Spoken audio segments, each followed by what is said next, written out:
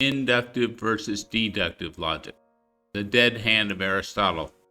Lies my philosophy professor told me.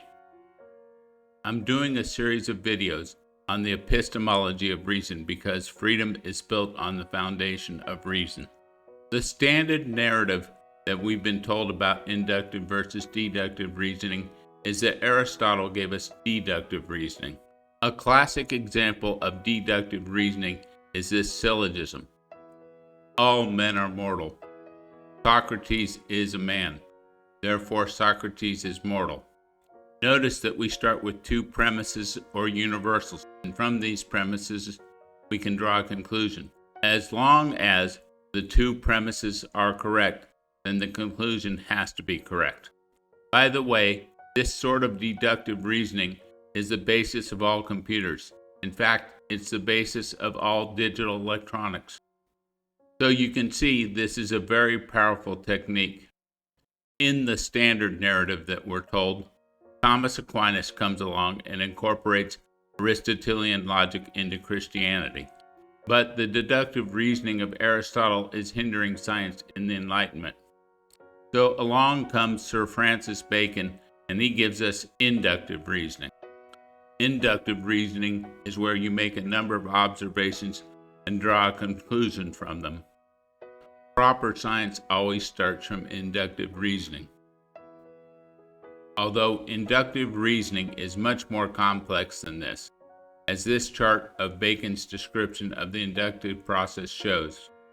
Yes, the inductive process starts by making careful observations, but that is only the start. Then Bacon suggests making three charts of examples. One where the phenomena occurs, one where the phenomenon does not occur, and cases where there are degrees of the phenomenon occurring. Then Bacon suggests that you eliminate false causes by looking at the results from these tables. Then he says you can draw a preliminary hypothesis. Next, you need to look at extreme cases, which can help you refine your hypothesis. Then this whole process is repeated through experimentation and observation to double-check the results. Three examples of where Bacon used his inductive method to further understand natural phenomena include Bacon's investigation of heat as a type of motion, Bacon's investigation of magnetism, and Bacon's investigation of light. Bacon found that light was necessary for you to see. Before Bacon, Greeks believed that your eyes shot out something and that this was then reflected back, like sonar. We can see from these examples that Bacon's method was very powerful and that it was not just a haphazard situation of observing things randomly. So the standard narrative of academic philosophers is that Aristotle's logic was inhibiting science, and Aristotle only discussed deductive reasoning. There are a number of problems with this narrative. I think this narrative is pushed on purpose by people who want to attack reason or want to prop up Christianity. One of the things that is not mentioned in this narrative is that the church, rather than listen to Aristotle's logic, they actually just incorporated his conclusions into their religious dogma. For instance, they incorporated his ideas of an earth-centered universe, which was the whole basis of the Galileo Inquisition affair, when he pointed out, in fact, the earth revolves around the sun and not the other way around. This also led to the nonsense of epicycles. But this was not Aristotelian, this was Christian dogma that caused the problems. The idea that Aristotle argued that we should only use deductive reasoning is another philosophical lie pushed by academic philosophers and Christian propagandists. Aristotle spent years of his life studying the flora and fauna around the island of Lesbos, Greece. There is an excellent book called Aristotle's Lagoon that discusses this in detail. Why would Aristotle study and dissect these plants and animals if he didn't think he could draw any conclusions from them? The idea that Aristotle suggested that you should only reason from universals, that is, deduction, is intellectually dishonest. Christians and academic philosophers are trying to push this narrative, in order to cover up and shift the blame for their own errors. This whole idea of trying to shift the blame onto Aristotle is called the dead hand of Aristotle. It's intellectually dishonest. It's Christian revisionist history, of course also propagated by the anti-reason philosophical crowd, like the Platonists and the Marxists. But the lies that philosophy professors tell do not end there.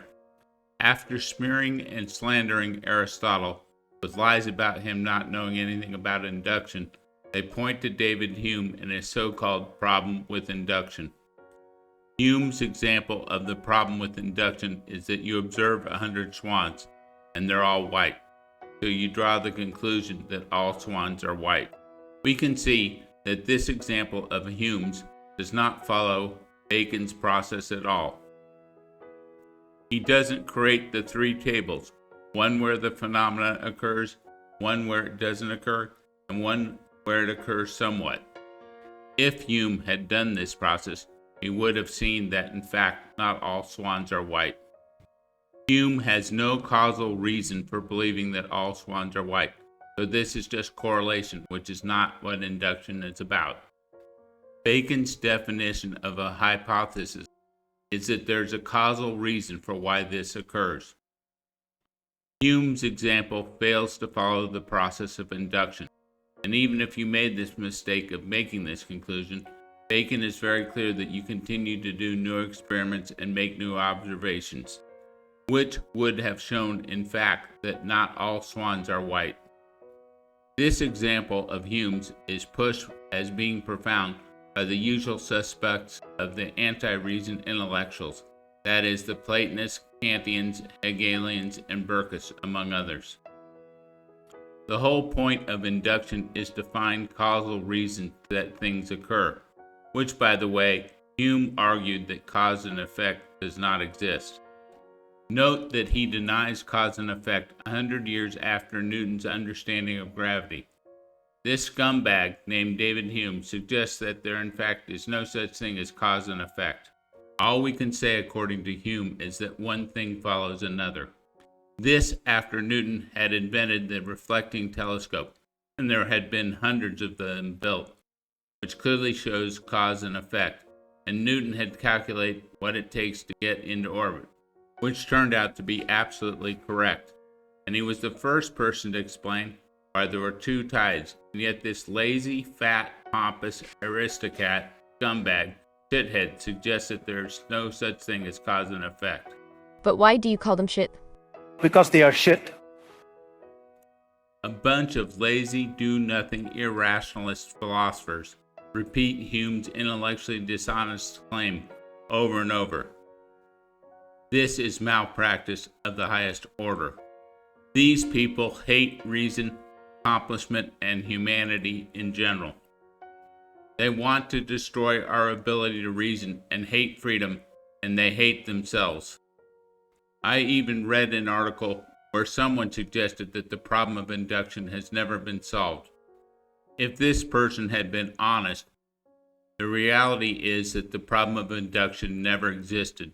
This is just low IQ bullshit that's designed to make people who are too lazy to think feel like they're intelligent. I'm sorry, but these people really piss me off. Anybody pushing an anti-reason point of view is by definition pushing anti-human propaganda, because reason is man's main tool of survival. But now that we've gotten through all the false narratives, let's talk about induction versus deduction. As I showed in my video about the matrix, can we trust our senses? Every bit of knowledge starts from our senses. It is our only way of knowing what's going on in the world. In fact, that is why organisms created sensing mechanisms. This is also a point that John Locke made about the same time as Newton made his discoveries.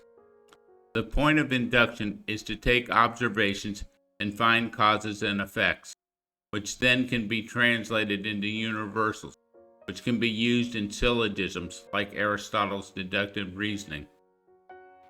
So inductive and deductive reasoning go together hand in hand. The problem with any system of logic that tries to divorce induction and deduction can be summed up in this simple sentence. Concepts divorced from facts are just fantasy. Facts divorced from concepts are just noise. The first part of the sentence describes trying to reason without inductive logic. The second part of the sentence describes trying to divorce reason from deductive logic.